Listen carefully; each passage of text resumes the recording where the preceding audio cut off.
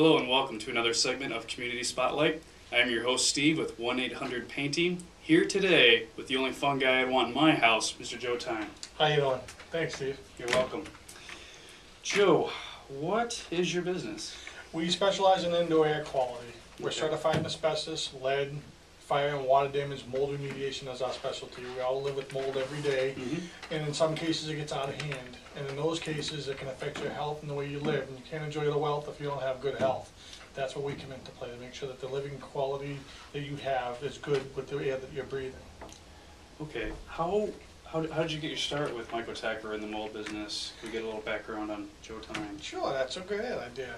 I started preservation of houses way back in 1985, working with water damage. You know, I had a painting company. I started my own company way back in '89, and I did interior decorating in the winter times. I lived up north. Okay. And I've hung too much drywall to be proud of, to tell you the truth. It's a heavy product. It's not an easy way to make money.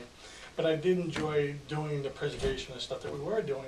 And in some cases, when we moved furniture around and stuff, it made me think, you know, wow, there's some areas that people just don't see every day. Not that they're just not paying attention to it. We don't move the refrigerator. We don't move the stove. Right. You know, the furniture, the beddings and the bookcases, those things there that you don't move all that often tend to be a problem where dirt likes to build up in the areas we can't get to clean, specifically underneath your refrigerator. I mean, every day your refrigerator kicks on, and that blows the air that's under your, behind your refrigerator across your kitchen floor right where you're eating.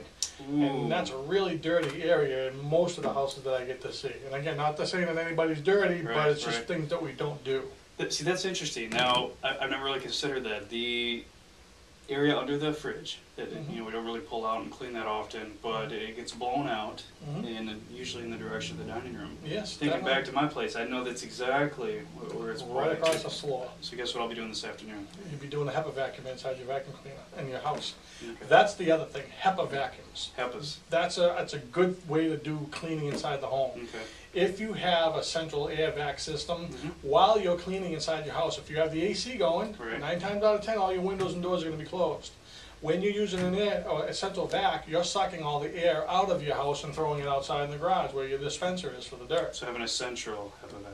Having a central HEPA vac actually creates a negative air pressure inside your house. Oh, wow. So while you're working and cleaning the dirt over here, you're pulling in all the pollutants and so forth from your attic or in other leaky windows and door seals that might be just a little bit dirty. But when you're sucking any air you can get through these little seals, that's the air quality you're getting inside your house. Now, I remember one time I had made a comment on Facebook or something about, hey, we get to open up the windows. And you had commented on me about taking care of the screens. How do we take care of our screens once we are able to open up our windows, say, come wintertime here in South Florida?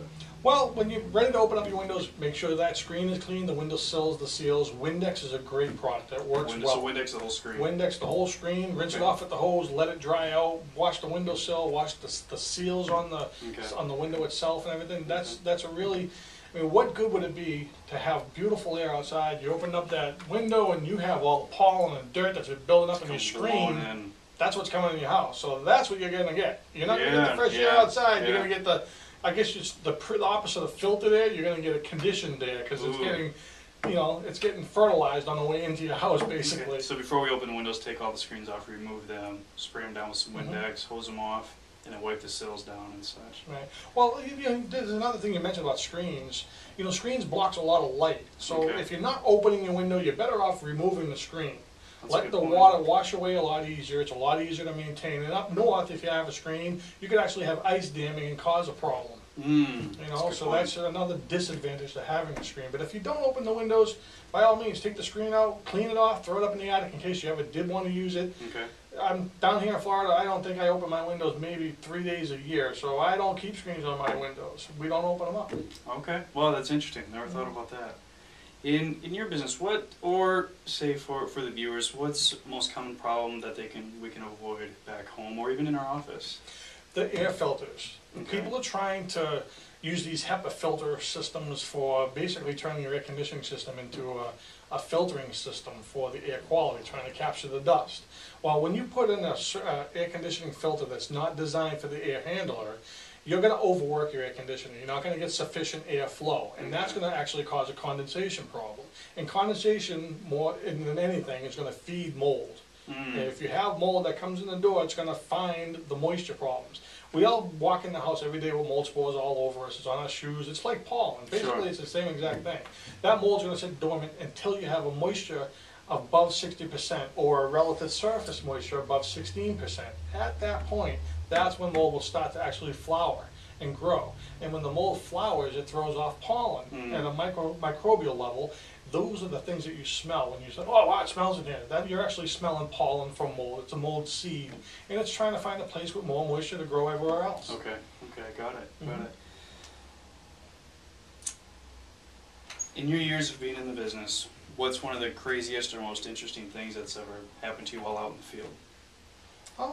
I'd have to say one of the greatest things that has happened to me is I had a client call. They were here on vacation right here in Florida, and they were renting a house, and an elderly couple. He was, breathing out of an oxygen bottle, and the missus wasn't sleeping well. She would be up for 2 hours, sleep for 2 hours, and she couldn't do anything. She was drawn out, tired. They moved to something that said, oh, that doesn't look right, and they found Myco-Tek here in the community, and we went over there and we took a look at it, and moving the heavier furniture around that she could never move, there was mold behind the walls. Okay. And what actually happened is the air conditioning system got turned down so low when they were out of town that the humidity got to above 60% most of the time. So these damp areas behind the furnishings that don't get air circulation cause mold to actually grow, or allowed it to grow, I should say, because mold, it worked its way into the house with a leaky window or a leaky door. The sheetrock gets wet and it just starts to grow. Well, in the interim, after we cleaned this place out, we cleaned all the walls and filtered all the air and fogged the place and ozoned the place. Within a week, the old man stopped using an oxygen bottle. Really? And he was playing golf. We finished on like a Tuesday. He was playing golf on Friday, and the missus went to bingo on Tuesday night the following week. Okay. I tell you, Steve, I felt like $1,000,000. That really made my world go around, buddy. That's awesome. Yeah, that's fantastic. It is. It's a great story. It sure is. Thank you for sharing that. That's really cool. Now it's time for our bonus question. So we have a little fun. Okay. And you get to pick one of these guys without knowing what the question is. Okay. There we go. I'll take this one here. All right. If you were to run for president, who would be your running mate? Well, my wife. Your wife? Yeah, okay. She keeps me in line. She's my anchor to society, because I go out and I do what I do all day in the field, and I run this operation here for Myco-Tek, and when I come home I know the bills are paid, and I know the supper's ready, the house is clean, my son's being brought up right. Okay. I appreciate that in every aspect, and if anybody said that wasn't their wife, good luck to them. Yeah, absolutely. That's great. That's great. I would encourage you to get a hold of Joe Tine of Myco-Tek. You can call him directly at 941-486-9595, or you can email him at info@myco-tek, and that's spelled out myco-tek.net. Thank you, Joe. Thanks, Steve. This concludes another segment of Community Spotlight. I'm your host, Steve, with 1-800-PAINTING, encouraging you to make it a great day.